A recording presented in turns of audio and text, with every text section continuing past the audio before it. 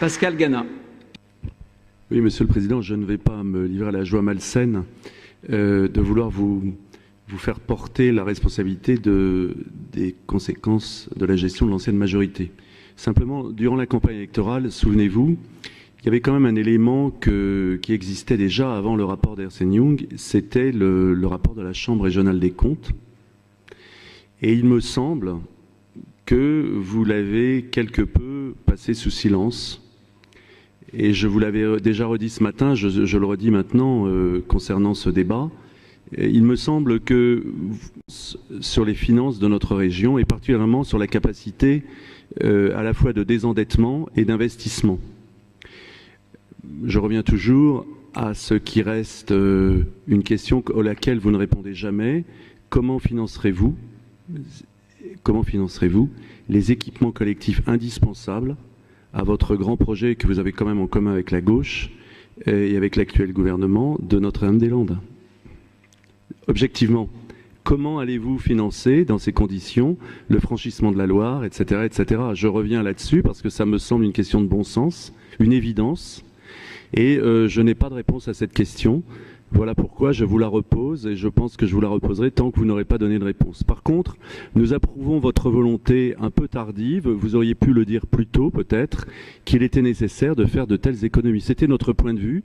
Vous m'avez dit un jour dans un débat, je crois, oui mais ça c'est une vision, vous n'aviez pas employé le mot comptable, je crois que vous aviez dit de père de famille. Je n'avais pas tellement compris ce que ça signifiait. Et en attendant, vous y venez vous-même. Vous y venez vous-même. Alors il me semble que cette découverte est un peu théâtralisée. Certes, le rapport d'Ernst & Young, moi personnellement, m'a profondément frappé, parce que c'est pire que ce que moi-même nous aurions pensé, mais il n'en demeure pas moins vrai qu'il me semble que c'était quand même quelque chose qui était déjà acté.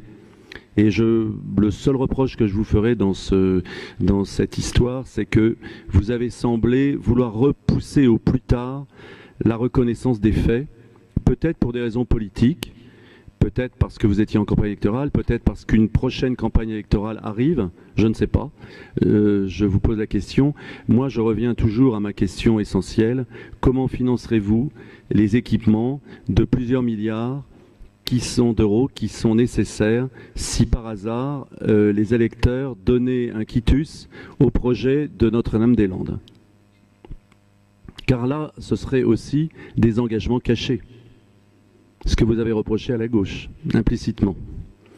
Donc, il me semble que vous devez aux Ligériennes et aux Ligériens, un éclaircissement sur ce point.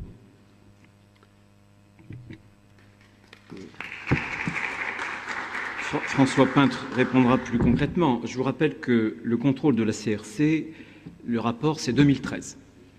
Et je l'ai indiqué, les trois années de dérapage des finances régionales, c'est 2013, 2014, 2015. Par conséquent, si la CRC avait pointé le saucissonnage des opérations dans la technique comptable, elle n'avait pas pu prendre, comment dirais-je, l'exacte réalité de l'ampleur des dérives budgétaires.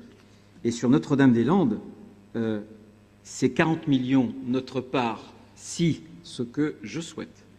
Le oui l'emportait dimanche, c'est 40 millions d'euros. C'est 40 millions d'euros sous forme d'avance remboursable, puisqu'il y a la clause de retour à meilleure fortune. Ça n'est pas 40 millions d'euros à verser tout d'un coup, donc on aura le temps d'en discuter, mais vous partez du postulat que le oui l'emporterait. Moi, je suis beaucoup plus prudent que vous. J'attends dimanche, et nous aurons l'occasion d'en reparler dans les semaines. C'est 115 millions d'euros pour les collectivités et de région Pays de la Loire et puis Bretagne et les autres. Et la part régionale, c'est 40 millions d'euros. Je le redis parce qu'actuellement, il y a des débats. Hein. Oui. Ah, bah, le franchissement de la Loire, on va déjà inscrire l'étude dans la clause de revoyure du contrat de plan et un pont avant la fin du mandat sera compliqué. Hein.